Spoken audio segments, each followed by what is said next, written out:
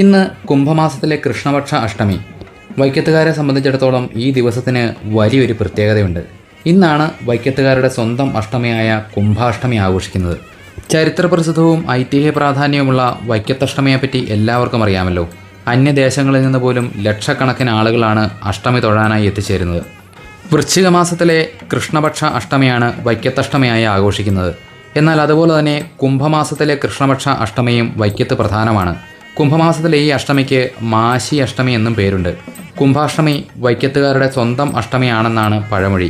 അഷ്ടമി ദിവസം ഉച്ചതിരിഞ്ഞ് ഉദയനാവൃത്തുവെന്നും ഉദയനാവൃത്തപ്പനെയും എഴുന്നള്ളിച്ച് വൈക്കം ക്ഷേത്രത്തിലെത്തി വൈക്കത്തു നിന്നും വൈക്കത്തപ്പനും ഉദയനാവൃത്തപ്പനും കൂടി ക്ഷേത്രത്തിൻ്റെ കിഴക്ക് ഭാഗത്തേക്ക് എഴുന്നള്ളുന്നു. തൻ്റെ കൃഷിഭൂമികളും കൃഷിയും മറ്റും നോക്കിക്കാണാനും നാട്ടുകാരുടെ ക്ഷേമൈശ്വര്യങ്ങൾ അന്വേഷിക്കുന്നതിനും വേണ്ടി അച്ഛനും മകനും കൂടി പോകുന്നതായിട്ടാണ് ഈ എഴുന്നള്ളത്തിന് പിന്നിലുള്ള സങ്കല്പം. ഈ സമയം വാഴമന കൊട്ടാരം, കൂർക്കശ്ശേരി, കള്ളാട്ടുശ്ശേരി ഭാഗങ്ങളിൽ ഇറക്കിപ്പൂജയും പതിവുണ്ട്. പണ്ട് കൃഷിഭൂമികൾ സന്ദർശിക്കുന്നതിനായി പോകുന്ന സമയം ഭഗവാന്മാർ വിശ്രമിച്ചിരുന്ന ഇടങ്ങളാണത്ര ഇത്.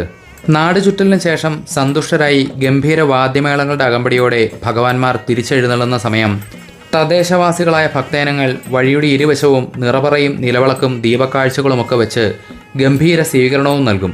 ഭക്തിനിർഭരമായ ഒരു കാഴ്ചയാണിത്. തിരിച്ചെഴുന്നള്ളി ക്ഷേത്രത്തിലെത്തിയാൽ വൃശ്ചിക മാസത്തിലെ അഷ്ടമി പോലെ തന്നെ വിളക്കിനെഴുന്നള്ളത്തും അതിനുശേഷം യാത്ര പറയൽ ചടങ്ങുമൊക്കെ കുംഭാഷ്ടമി ദിവസവും പതിവുണ്ട്.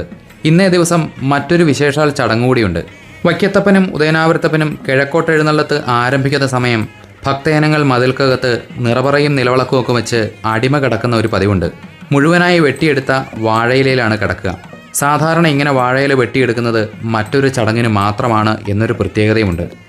പുത്രനും ഒരുമിച്ച് ഭഗവാൻ പുറത്തേക്ക് എഴുന്നള്ളുന്ന സമയം ഭക്തജനങ്ങൾ ഭഗവാന് മുൻപിൽ സ്വയം സമർപ്പിക്കുന്നതോടെ അവരുടെ സംരക്ഷണം ഭഗവാന്മാർ ഏറ്റെടുത്തുകൊള്ളും എന്നാണ് വിശ്വാസം.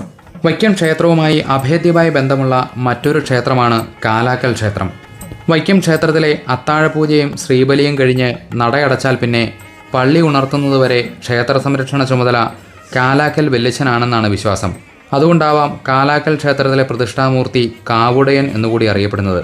വൈക്കത്തപ്പൻ്റെ എഴുന്നള്ളത്ത് മതിൽക്കകം വിട്ട് എവിടെ പോവുകയാണെങ്കിലും കാലാക്കൽ ക്ഷേത്രത്തിൽ നിന്ന് കൊണ്ടുവരുന്ന ഉടവാളം പിടിച്ചുകൊണ്ട് ഒരാൾ അകമ്പടി സേവിക്കണം എന്നുള്ള ഒരു ആചാരവുമുണ്ട്. ആ വാൾ കാലാക്കൽ ക്ഷേത്രത്തിൽ നിന്നും എഴുന്നള്ളിച്ചുകൊണ്ടുവരുന്ന ആ ഒരു ചടങ്ങാണ് ആ കാണുന്നത്. വൃശ്ചിക മാസത്തിലെ അഷ്ടമി പോലെ അത്രയും ആഡംബരങ്ങളൊന്നും പതിവില്ലെങ്കിലും കുംഭമാസത്തിലെ അഷ്ടമിക്കും വളരെ പ്രാധാന്യമുണ്ട്.